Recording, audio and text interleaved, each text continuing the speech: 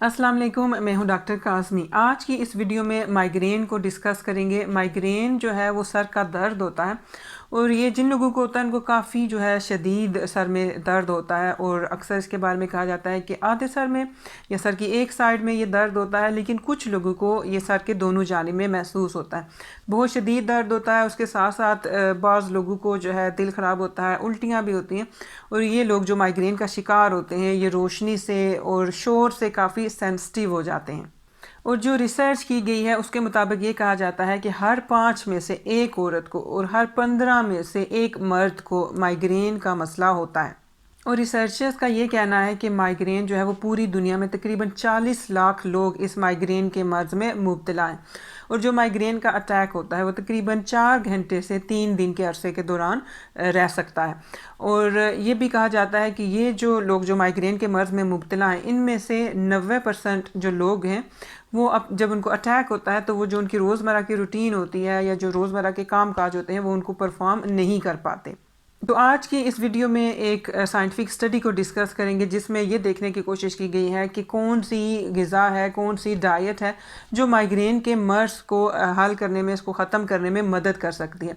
तो इस वीडियो में वो स्टडी और वो डाइट आज हम डिस्कस करेंगे। जल्दी से थोड़ा सा इस स्टडी को पहले डिस्कस कर लेते हैं। ये स्टडी ब्रिटिश मेडिकल जर्नल में पब्लिश हुई है और इसमें 182 लोगों ने हिस्सा लिया।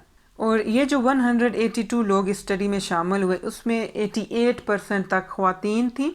और ये जो लोग इस स्टडी में शामिल हुए उनको 5 से 20 मरतबा एक महीने में माइग्रेन के अटैक्स होते थे।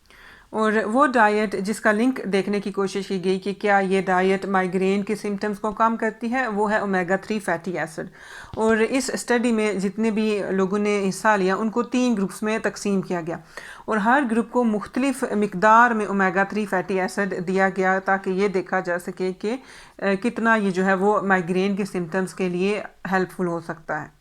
इस स्टडी के जब रिज़ल्ट्स आए तो उसमें ये देखा गया कि वो लोग जिन्होंने अपनी डाइट में ओमेगा 3 फैटी एसिड के मिकदार को बढ़ाया उनके जो माइग्रेन के जो अटैक्स होते थे उनमें कमी हो गई। और ये जो लोग थे इन्होंने हर रोज़ 1.5 ग्राम ओमेगा 3 फैटी एसिड को अपनी खुराक का हिस्सा बनाया। और जिन साइंटिस्ट ने ये स्टडी कंडक्ट की वो काफ़ी खुश थे इसके रिज़ल्ट से और वो ये कह रहे हैं कि बहुत बड़ी अचीवमेंट है कि अब हमने ये शो किया है कि अपनी डाइट को चेंज करके, अपनी डाइट को इम्प्रूव करके आप माइग्रेन को कंट्रोल कर सकते हैं।